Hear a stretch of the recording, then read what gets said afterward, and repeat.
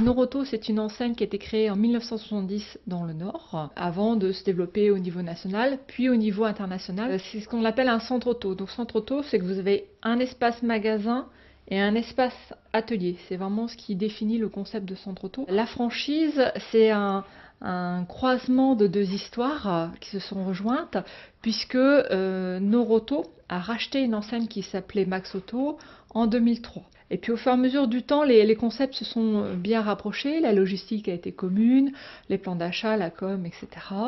Et on a décidé il y a maintenant 2 ans de changer l'enseigne Max Auto pour qu'elle devienne Noroto. C'est un réseau fort qui a réellement une légitimité, qui a souvent en tout cas été précurseur sur la mise en place d'un certain nombre de prestations. L'avantage que nous avons, c'est qu'il y a vraiment des Noroto sur toute la France. Donc on envoie le franchisé se former dans une... Alors bien souvent c'est une succursale, puisque on essaye de faire attention aussi à la proximité géographique par rapport à son lieu d'habitation. Et dans sa formation, il va avoir au moins 2 centres, une franchisée et une succursale, pour des aspects comptabilité notamment qui vont être quelque peu différents. Et là, il doit découvrir tous les aspects du métier. Parallèlement, il y a une formation plus théorique, donc avec plusieurs franchisés qui ouvrent à peu près aux mêmes dates. Ça leur permet de commencer à nouer leur réseau en interne.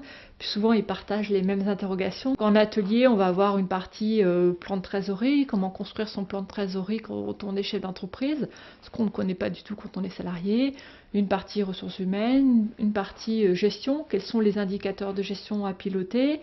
L'organisation d'un centre, comment est-ce que je m'organise à la journée, à la semaine, au mois, quelles sont les attentes. Enfin voilà, il y a différents ateliers qui ont lieu au fur et à mesure du process de formation qui leur permet de se réunir et ensuite d'échanger avec à chaque fois les formateurs sont des relais en interne qui savent que par la suite, s'ils ont besoin, ils pourront toujours appeler s'ils ont une problématique spécifique. L'équipe de Noroto Franchise, c'est vraiment une équipe dédiée qui ne s'occupe que des franchisés. Nous sommes une petite équipe, nous sommes une petite trentaine de personnes.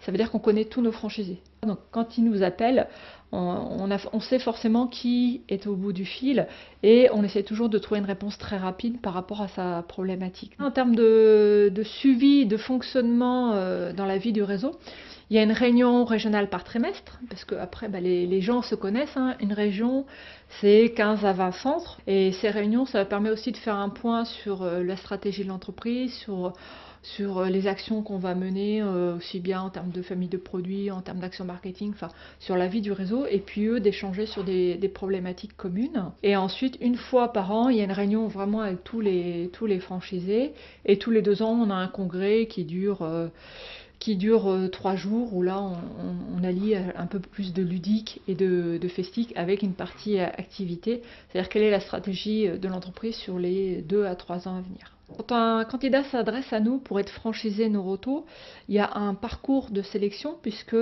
être chef d'entreprise, c'est vraiment un projet de vie. Donc dans la mesure du possible, j'aime bien aussi rencontrer le conjoint. Alors, il est vrai que dans l'univers automobile, j'ai plutôt des candidats masculins que féminins, mais il y a également des femmes dans la franchise Noroto. La plupart des candidats sont déjà des clients Noroto. Ils sont très satisfaits de l'accueil client qu'ils ont, des services qui sont apportés, et ils se projettent dans la franchise Noroto. Parce que dans une franchise, on est sur des tailles d'équipe de 7 à 8 personnes. Ça veut dire que le franchisé, c'est vraiment un homme de terrain.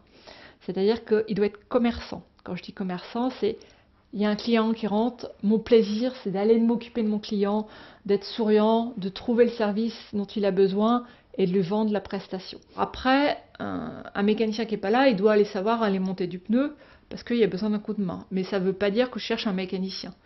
De façon générale, j'ai plutôt des candidats qui aiment l'automobile, parce que toute la journée on est au milieu des pneus, des batteries, etc. Donc il faut quand même aimer la voiture, mais je ne cherche pas des mécaniciens.